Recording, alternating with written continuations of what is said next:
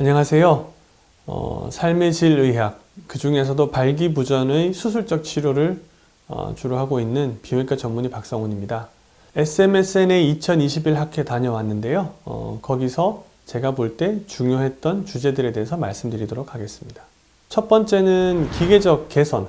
쉽게 얘기해서 새로운 임플란트가 곧 출시될 거라고 합니다. 지금 기존에는 이제 콜로플라스트하고 보스턴 사이언티픽하고 이 두 개 회사가 팽창 임플란트랑 굴곡형 임플란트를 주로 공급하고 있는데 미국에서, 한국도 마찬가지고요.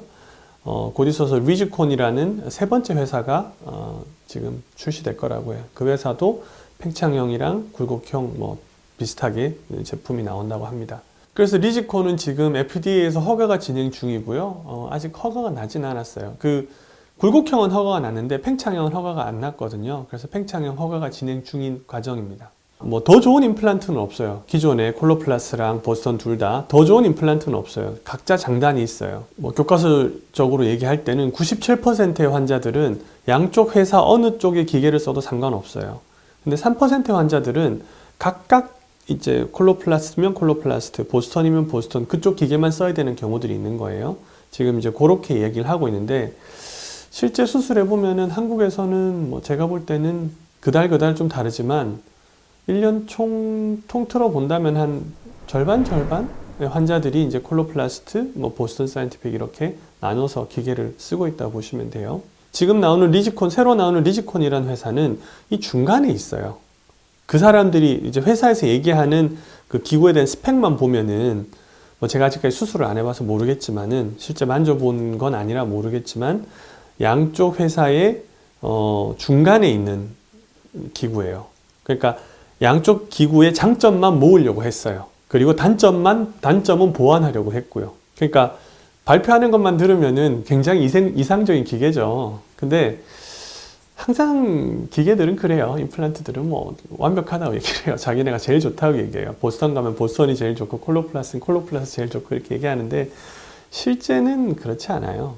항상 장단이 다 있기 마련이에요. 당연히 자기 회사 제품이 제일 좋다 그러죠. 서전은, 수술하는 의사는 그거를 잘 파악해야 돼요. 새로 나온 기계를 어떤 환자에게 적용하면 가장 좋겠구나를 잘 알 수 있어야 됩니다.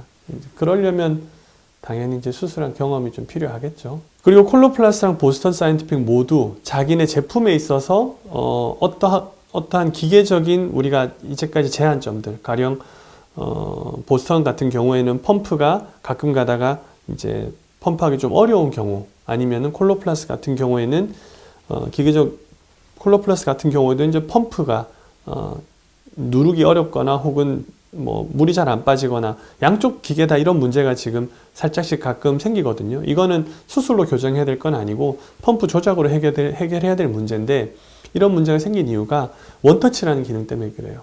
한번 누르고 물을 쫙 뺄 수 있는 그 기능이 있기 전에는 이런 일이 없었어요, 펌프들이. 근데 원터치 기능, 환자 편의를 위해서 원터치 기능을 넣고 난 이후에 양쪽 기계 다 이런 이제 어려움을 겪었는데, 지금 그 부분들이 개선된 제품으로 나온다고 해요. 미국은 이미 사용하고 있고, 한국에서도 곧 있어서 11월에서 12월 정도에 아마 출시가 된다고 합니다.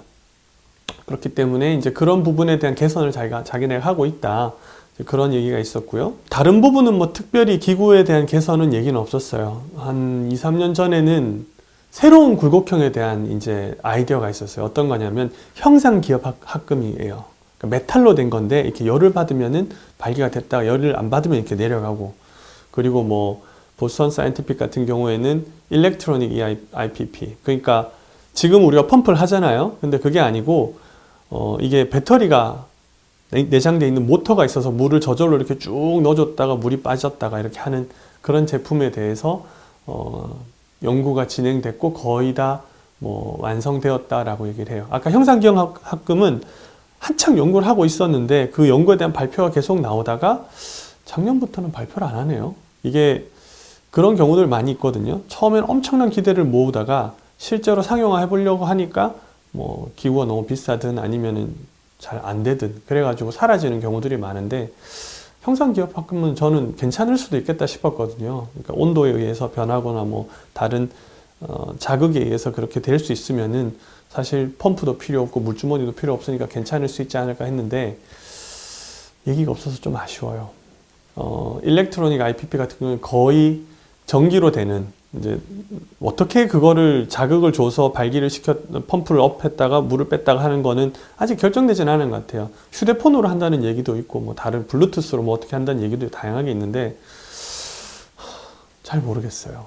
배터리 수명에 한계가 있기 때문에 현재까지는 5년 정도 지나면은 뭐 교체해야 된다고 얘기를 해서 그게 과연 괜찮을까? 그거는 나와봐야 알겠죠. 여튼 여기까지가 이번에 학회에서 나왔던 기계적인 개선에 대한 부분이었습니다.